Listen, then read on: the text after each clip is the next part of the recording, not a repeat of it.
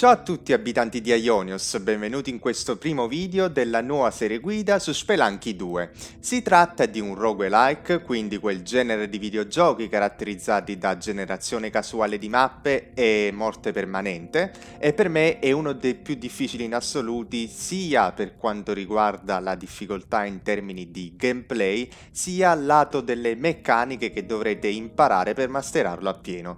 Prima di iniziare con il video vi invito a lasciare un bel mi piace, iscrivervi al canale ed attivare la campanella delle notifiche se volete supportare la serie.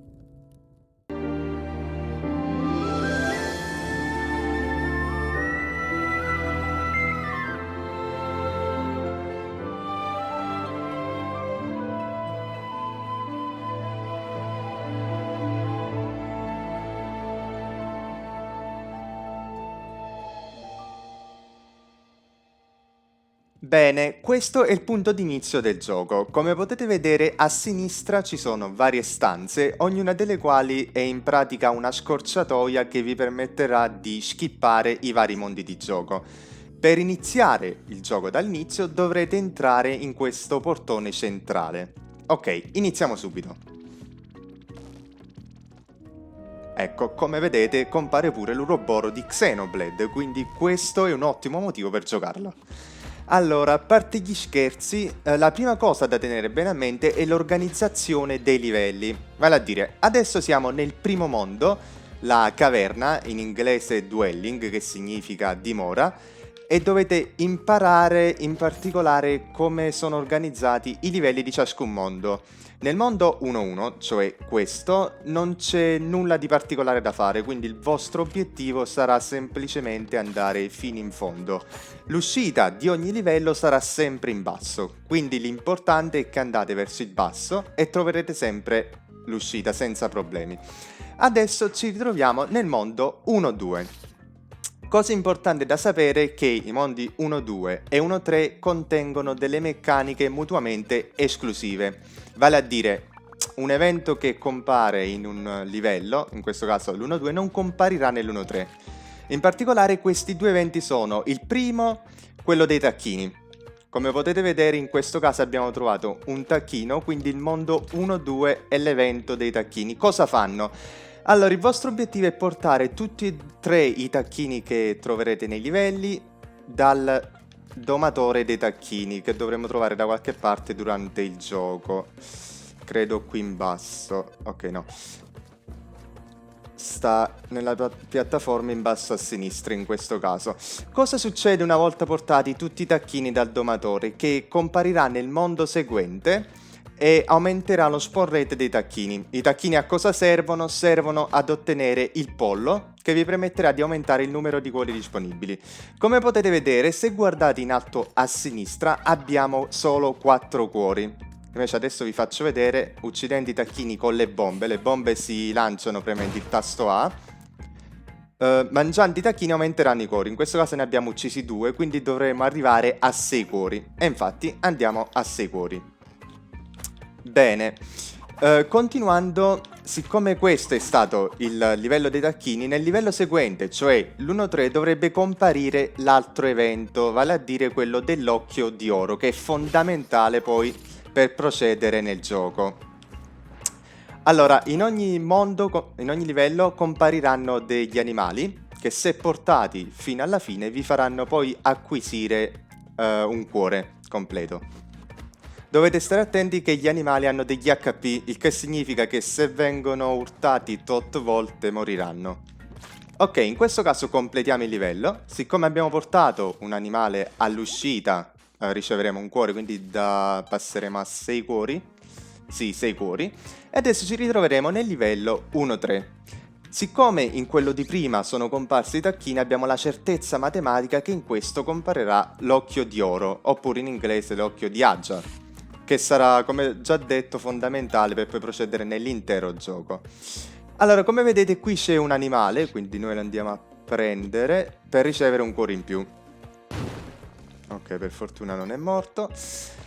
Ok, come si fa ad ottenere l'occhio di oro o di Uja?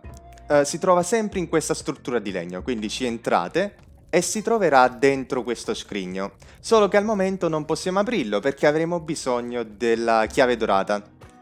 La chiave dorata si trova nello stesso livello dove c'è questa piattaforma, quindi adesso dobbiamo solo capire in che punto del livello si trova.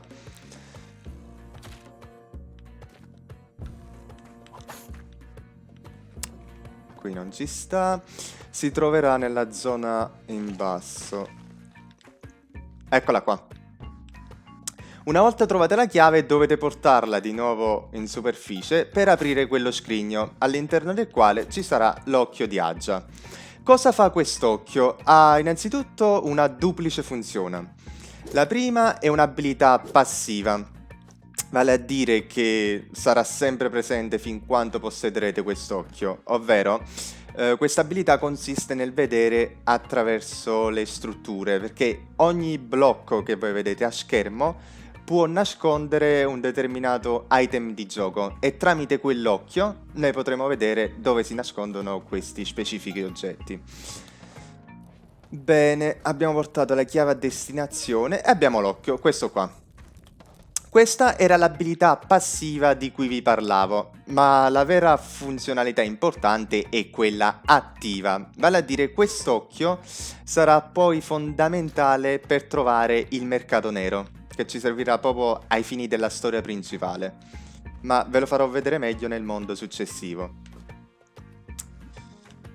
Ok, portiamo l'animale a destinazione per ottenere un cuore in più. Ora, questo è il livello 1-3, il che significa che il prossimo sarà l'1-4. Ogni mondo ha 4 livelli, quindi questo è l'ultimo livello di questo mondo. E alla fine del quale troviamo un boss, Carpiode, al quale dovete stare molto attenti perché in pratica è un one shot. Quindi non potete commettere errori. Ok, come vedete ci sono due porte, una a sinistra e una a destra, ognuna delle quali... No, niente, non sono riuscito a colpirlo. Se uccidete il boss otterrete sia 2 cuori, sia un sacco di bombe, quindi è abbastanza importante ucciderlo. Se ci riesco. No, niente. Ok, come vedete in alto a sinistra vi porto il numero di bombe e di funi disponibili. In questo caso le ho finite entrambe. Ok, bene, continuiamo con il livello. In basso qua vi ho detto sta il prossimo mondo. Se andate a sinistra andrete nella foresta, mentre a destra sta il vulcano. In questo caso facciamolo in ordine e quindi andiamo nella foresta. Ok, come vedete in questo gioco ci sono i danni da caduta. Quindi... le funi svolgono un ruolo primario per non prendere danni, dal momento che i cuori sono fondamentali, soprattutto nelle fasi finali del gioco. Bene, cose importanti da sapere sulla foresta. Sulla foresta ci sono delle trappole che one-shottano, quindi è abbastanza pericolosa.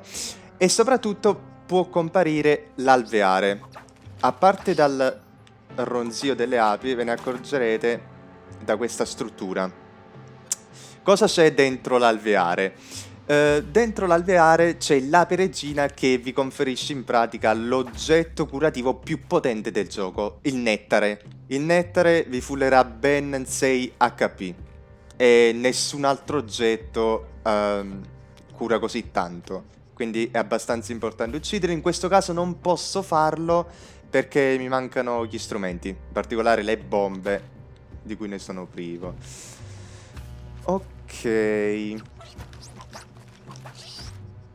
Allora, prima abbiamo preso l'occhio di Agat, che avevo detto serve a trovare il mercato nero. Attenti soprattutto a questa pianta rossa perché è una shot. Ok, il mercato nero si può trovare in tre livelli in particolare di questo mondo. Il 2, il 3 e il 4. Quindi adesso siamo nel livello 2-2, quindi adesso è possibile che possa comparire il mercato nero. Come fare a capire dove si trova esattamente il mercato nero? Perché il mercato nero è invisibile ad occhio nudo. E dovrete fare affidamento sull'occhio di Agathe che avrete preso nel mondo 1, quello che vedete in alto a destra. Ora, in linea teorica è impossibile capire in che livello si trova esattamente il mercato nero, tuttavia ci sono dei piccoli trucchi che si possono utilizzare per capirlo. Ad esempio, quello che vedete in alto a sinistra è la stanza della luna che vi permetterà di accedere alla sfida della luna, tramite il quale guadagnerete vari oggetti di cui non tratterò in questo video ma negli altri a venire.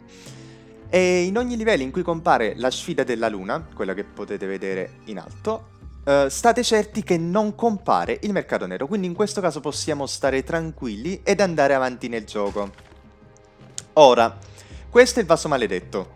È molto importante prenderlo perché dà una quantità spropositata di oro. Qual è il malus di questo vaso? Che una volta distrutto comparirà un fantasma che se vi urta vi one shot, quindi è abbastanza pericoloso romperlo ad inizio gioco. Quindi quello che vi consiglio è, se vi capita ad inizio gioco, prendetelo, portatelo con voi fino alla fine, ma non distruggetelo ad inizio gioco, perché altrimenti vi troverete il fantasma che vi perseguirà. Adesso ve lo faccio vedere dal momento che siamo vicini all'uscita, quindi possiamo facilmente fuggire. Ecco qua, da dentro esce questo diamante che ci darà ben 6.250 oro e questo è il fantasma che ci one shot. Perciò rompetelo solo se state alla fine del livello. Bene, siamo al livello 2-3. Quindi aumentano le possibilità di trovare il mercato nero. Allora, tenete sempre d'occhio l'occhio di Agathe. Ok, scherzi a parte, tenete d'occhio l'occhio di Agathe. Ok, tenete d'occhio perché appena brilla significa... brilla intendo che si apre l'occhio e si chiude. Sta a significare che il mercato nero è in prossimità. Ora vi dicevo che in linea teorica è impossibile saperlo, almeno che non si attiva l'occhio, tuttavia ci sono dei trucchetti, come quello che vi ho fatto vedere prima, della stanza della luna, per capire in che livello si trova. Bene, il secondo di questi trucchi è che in tutti i livelli dove non compare un animale, come vi ho fatto vedere prima, a volte nei livelli, anzi sempre nei livelli compare un animale. Qualora non compaia, significa che in quel livello è presente il mercato nero. Perché questo? Perché il gioco è programmato in modo che in ogni livello può comparire un solo animale. Quindi dal momento che nel mercato nero si vende appunto un animale, non compare nel livello visibile. Ora vi faccio vedere meglio. No, niente, mi sa che... Allora, in questo livello, ad esempio, attendi sempre a questa pianta perché è una shot. In questo livello, ad esempio, non abbiamo ecco qui l'occhio. Vedete in alto a destra l'occhio lampeggia, il che significa che il mercato nero è vicino. Ecco, qui lampeggia di più. Starà dietro questo blocco. Come fare per sbloccare questo mercato? Dovrete usare le bombe per distruggere i blocchi. Solo in questo caso non ho bombe. Bene, bene, bene. L'unica cosa che devo fare è trovare un negozio per acquistare le bombe. Ma niente, non ci sta in questo livello.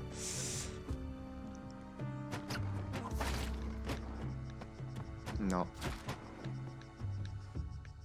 Ok, niente, per questo livello non possiamo accedere al mercato nero per assenza di bombe. Comunque stava in questa zona qua. Si capisce palesemente perché l'occhio brilla di più.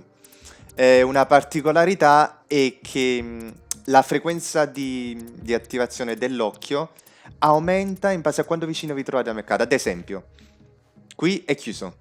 Qui mi sto avvicinando e infatti brilla poco, cioè si apre l'occhio ad un'intermittenza molto lunga. E invece più mi avvicino, più brilla rapidamente. L'occhio è sempre quello in alto a destra.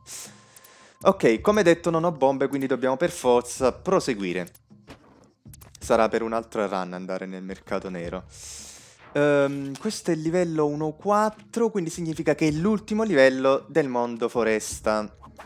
Dopo di questo c'è il mondo 3, che sarebbe l'antro di Olmec, che sarebbe il primo boss. Ecco, questa è la pianta da cui stare attenti. Allora, ok, questo è il vaso maledetto. Ecco, qui in negozio giustamente non vendono le bombe. Allora, il vaso, ripeto, non apritelo mai ad inizio livello, altrimenti vi troverete il fantasma che vi perseguiterà costantemente. Ha un trucco per oltrepassare questi spuntoni che vi uccidono all'istante, è quello di aggrapparvi all'estremità. Se vi aggrappate all'estremità, non verrete hittati da questi spuntoni. Bene, possiamo andare avanti. Ok, siamo a fine livello, quindi posso distruggere il vaso maledetto. Ok, trolliamo un po' il fantasma. Ok, questo è il mondo 3. Il mondo 3, come ho detto, c'è il primo boss o mini boss, Olmec. Infatti si chiama appunto l'antro, la tana di Olmec. Olmec sarebbe questo idolo.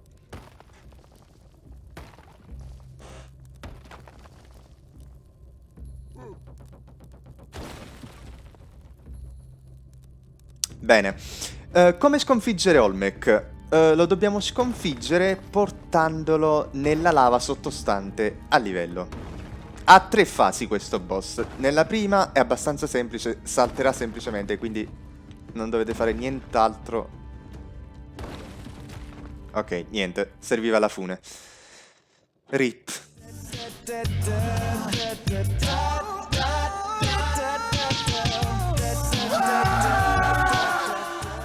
Ok, questo l'ho fatto volutamente di proposito per farvi vedere cosa non dovete fare in questo gioco. Vi farò vedere meglio come accedere al mercato nero nel prossimo episodio. Ciao!